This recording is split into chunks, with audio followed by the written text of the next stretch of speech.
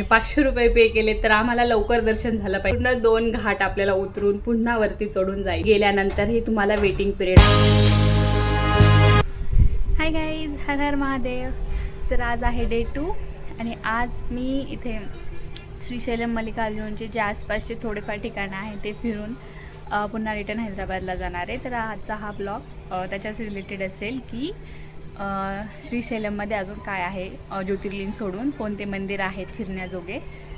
आता जर तुमच्याकडे प्रायव्हेट व्हेकल नसेल तर इथे फिरणार कसे, तर तिथं तुम्हाला इझिली ॲटो मिळून जातात जे की शेअरिंगमध्ये 150 रुपीज पर हेड चार्ज करतात आणि जर तुम्हाला प्रायव्हेट हवी असेल तर 1000 रुपीज चार्ज करतात.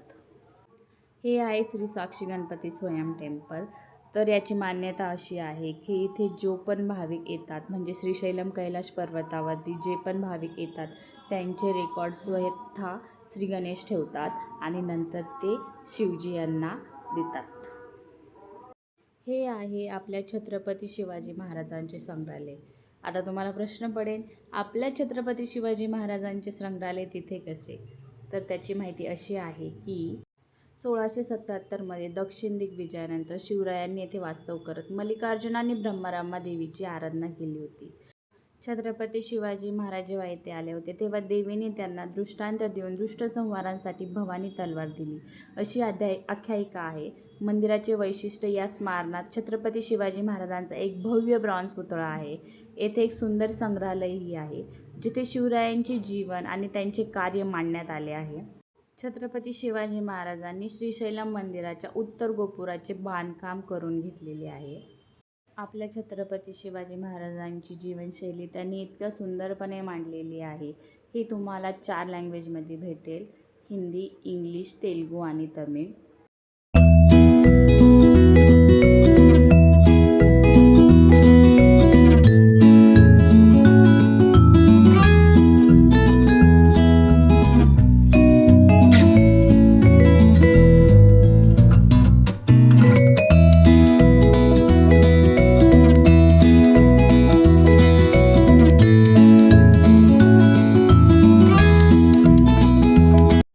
इथे ध्यानालय सुद्धा आहे जिथे की तुम्हाला आपले जे गड आहेत त्यांची प्रतिरचना भेटेल. रायगड, राजगड, तोरणा, प्रतापगड या सगळ्या गडांची तिथे त्यांनी प्रतिरचना करून ठेवलेली आहे.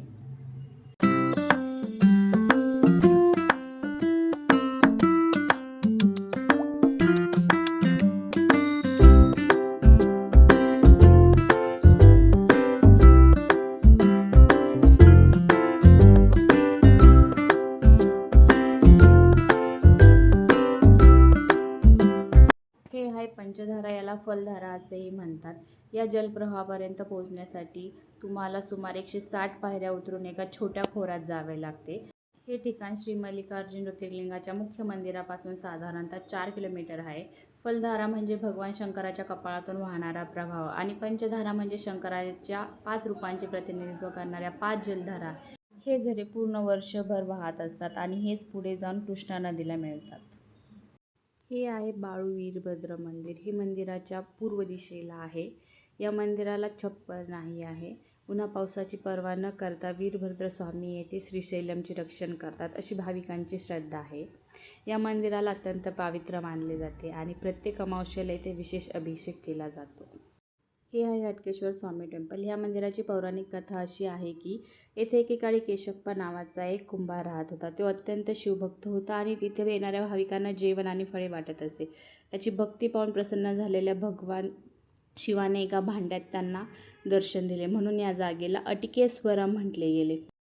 पुढे याच जागेला हटकेश्वरम असे म्हटले जाऊ लागले. स्थानिक भाविकांचा असा ठाम विश्वास आहे की या मंदिरातील शिवलिंगात काही विशेष चमत्कारिक शक्ती आहे.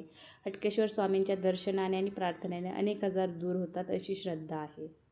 पुढे आहे पाताळगंगा. तर पाताळगंगापर्यंत पोहोचण्यासाठी तुम्हाला 700-800 पायऱ्या उतरून जाऊ शकतात किंवा दुसरा एक ऑप्शन आहे रोपवे.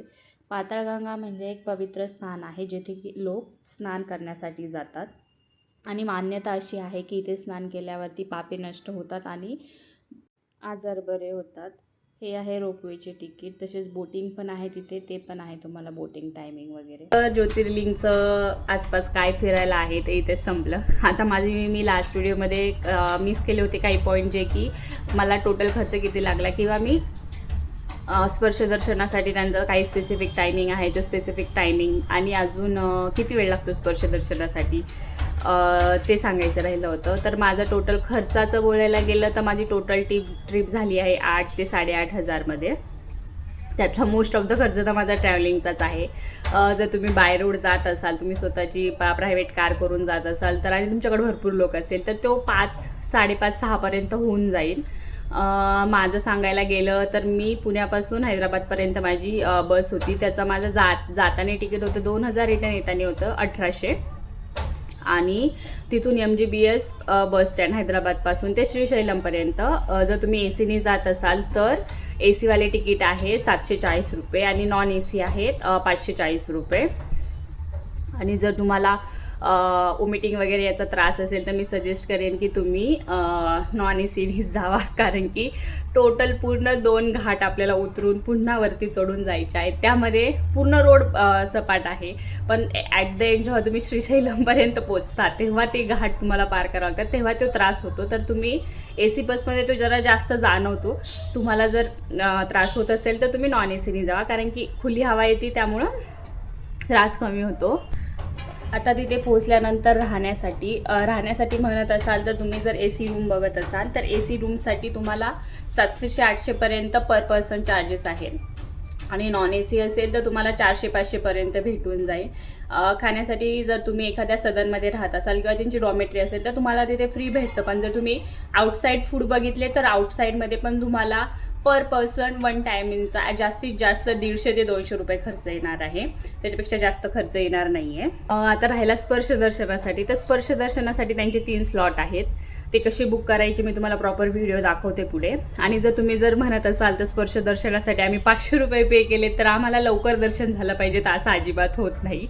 ते त्यांचे स्लॉट असतात, कारण की जे बाकीचे दर्शन होत असतात, फ्री दर्शन किंवा शीघ्र दर्शन, यांच्यासाठी जे टायमिंग आहेत ते टायमिंग वेगळे आहेत आणि आपले टायमिंग वेगळे आहेत. जे टायमिंग त्यांनी स्पर्शदर्शनासाठी ठेवलेले आहेत, त्याच्यामुळे तुम्ही गेल्यानंतरही तुम्हाला वेटिंग पिरियड असतो. आणि त्या वेटिंग पिरियडमध्ये बी ते ऑलमोस्ट 1000 ते काय त्यांचे किती आहेत मला माहिती नाही आहेत, पण मोर दॅन 1000 लोक असतात. मग ते प्रत्येकाला रूम असतात, रूम म्हणजे ब्लॉक असतात, त्या ब्लॉकमध्ये बसवले जाते. आणि मग जसं एक ब्लॉक खाली होईल तसे पुढे जायचे. असा टोटल टायमिंग 3-3.5 तास जातात स्पर्शदर्शनासाठी. म्हणून ह्या याच्यात जाऊ नका की तुम्ही 500 रुपये पे केलेत म्हणून तुम्हाला लगेच दर्शन भेटणार आहे, असं काही होणार नाही आहे. आणि शीघ्र दर्शनाला पण मे बी टाईम थोडासा लागत आहे, पण कमी लागत आहे. तर आता मी तुम्हाला दाखवत आहे की स्पर्शदर्शनासाठी ॲक्च्युअल बुकिंग कशी करायची त्यांच्या ॲपवरून. हे आहे श्रीशैलम देवस्थान ॲप, जे तुम्हाला प्ले स्टोअरवरती इझिली भेटून जाईल. आता हे ॲप ओपन केल्यानंतर 3 डॉटवरती क्लिक करायचे. तिथून तुम्ही ऑनलाईन बुकिंग सिलेक्ट करू शकता. तिथून दर्शन तिकीट केल्यानंतर तुम्हाला सगळे दर्शन बुकिंग दाखवतात. त्यात स्पर्शदर्शन सिलेक्ट करा आणि तुमची डेट सिलेक्ट करा. जी डेट असेल त्याच्यानुसार तुम्हाला स्लॉट दाखवले जातात, कोणते अवेलेबल आहेत ते नाही. तुम्ही इथे बघू शकता रेडवाले पूर्ण फुल झालेले आहेत, ऑरेंजवाले थोडेफार तिथे शिल्लक आहे, आणि ग्रीनमध्ये भरपूर जागा अवेलेबल आहेत. बाकीची माहिती तुम्ही भरू शकता. हे स्लॉट टायमिंग आहे 7:30 सकाळी, 12:30 दुपारी आणि 9 संध्याकाळी असतो.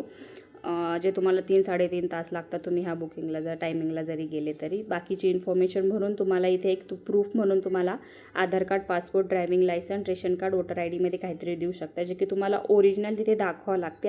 आणि जो तुम्ही स्लॉट बुकिंग केलं आहे त्याची प्रिंट पण तुम्हाला सोबत न्यावी लागते.